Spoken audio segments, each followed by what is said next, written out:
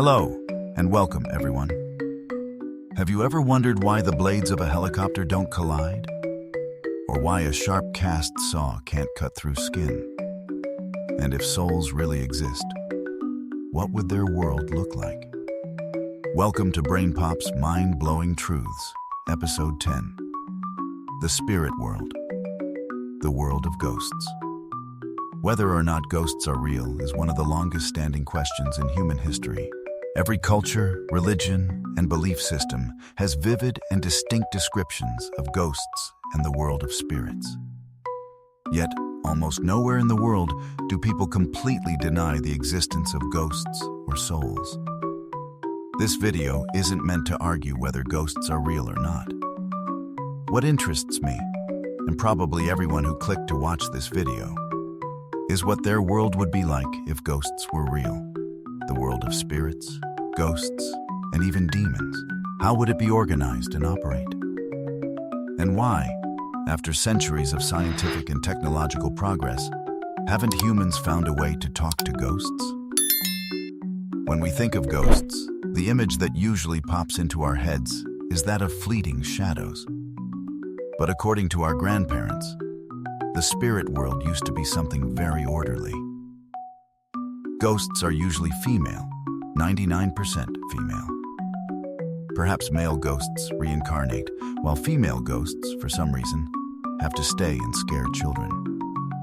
They're given white uniforms and required to have long hair, but they're usually not allowed to dye it or tie it up, probably to hide their bare faces. And they usually work in bamboo groves, on the tops of coconut trees, in abandoned houses, or places where fatal accidents have occurred. But seriously, if they're the souls of the dead, that means there has to be one soul for every person who has ever died, right? Right. Scientists estimate that about 109 billion people have lived and died in the past 192,000 years. The world has 8.1 billion people. So logically, there are nearly 101 billion ghosts. And that's if we're temporarily ignoring animal souls. If animals have souls too, then the spirit world is truly a free-for-all. So, where are they all? Brain Pop suggests that most ghosts live in their own world. But it doesn't necessarily have to be a hazy, white, dreamlike world. No. Why would the world of ghosts have to be like that? Why don't you think the world of ghosts is just like our world?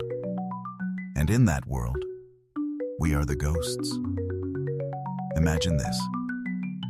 A ghost tells its mother that it just saw a human and its feet were touching the ground. But the ghost mother scolds, "Nonsense! There's no such thing as humans, only ghosts." Next door, another ghost mother is scaring her picky eater. "Eat faster, honey, or the human will come and eat you." If ghosts really exist, their world would be the opposite of the human world.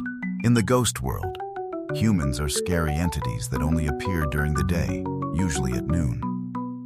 Movies about humans are horror movies, and the boogeyman is just a boogie human. The ghosts spread a legend that when ghosts die, they turn into humans. But ghost scientists have no way to prove it. This is an interesting and extremely wild theory that Brain Pop uses to explain how souls might exist and, in some cases, interact with the human physical world. Currently, we have no evidence that the multiverse exists, and everything we can see suggests that there is only one universe, our universe. But doesn't every drawer not know that there's another drawer next to it? What I mean is, just because you don't know something exists doesn't mean it doesn't exist. We used to think the Earth was the center of the universe, but it wasn't. We used to think the Milky Way galaxy was all there was to the universe, but it wasn't. Science currently says that there is only one universe. But what if that's not true? The universe of ghosts and demons may be existing parallel to the human universe. The world of spirits may be overlapping with our world all the time, everywhere. It's not hard to believe if you really think about it. What? How can another world squeeze into the dense material world of humans? Who told you your world was dense? 99.99% of the volume of an atom is empty space.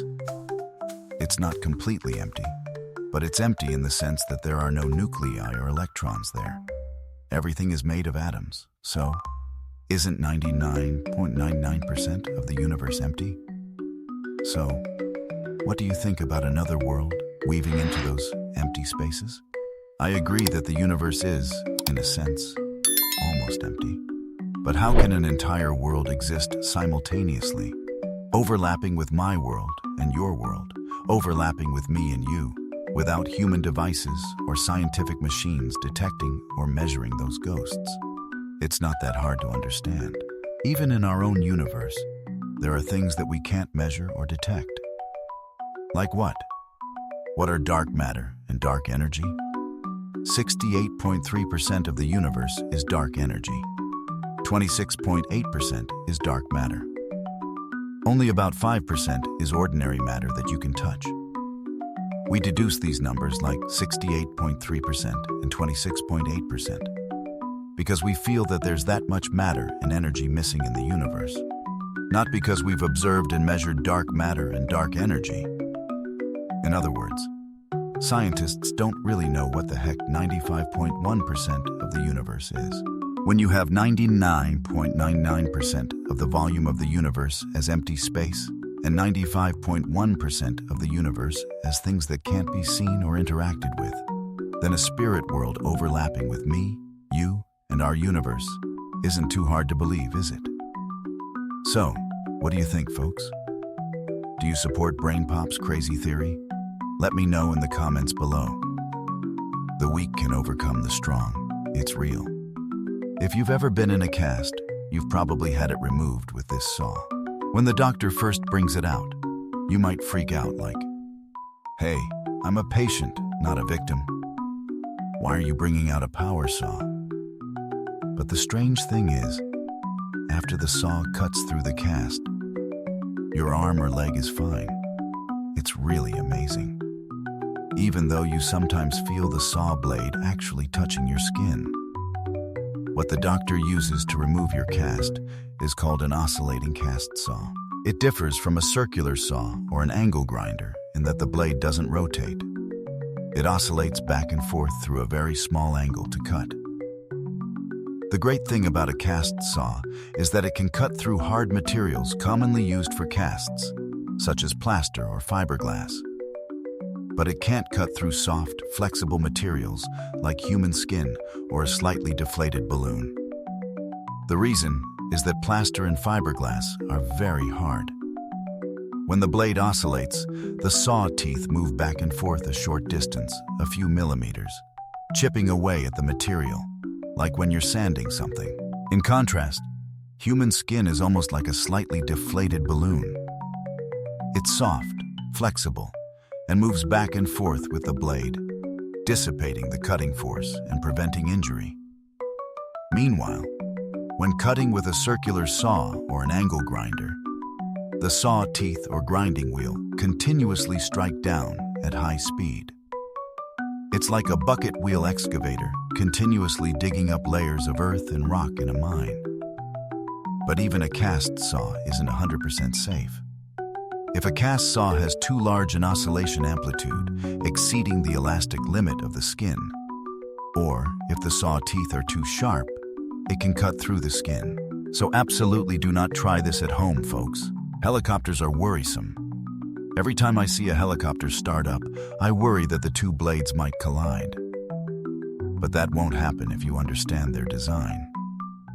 An aircraft with two main rotors rotating in opposite directions is called a syncropter helicopter.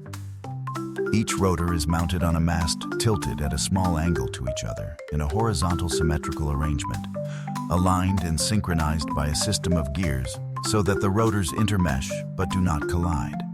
This design was invented by German engineer Anton Flettner in the 1930s. The Flettner FL-265 was the first syncropter prototype. Most syncropters today have two blades on each rotor mast. The common K-Max K1200 has 3 blades on each rotor. The advantage of a syncropter is that it doesn't need a tail rotor. The 2 rotors rotating in opposite directions cancel each other's torque, making the helicopter design simpler and reducing accidents caused by collisions with the tail rotor. On the other hand, the gearbox used to synchronize the movement of the 2 rotors has a complex design. The 2 counter-rotating rotors also create a disturbing drag, reducing overall aerodynamic efficiency, which can lead to poorer performance compared to a traditional single-rotor helicopter. Have you blown your mind yet? Remember to comment below. As always, remember to like the video so we can admire it, subscribe to Brain Pop Universe, and ring the bell to get your mind blown every day. And now, goodbye, and see you again.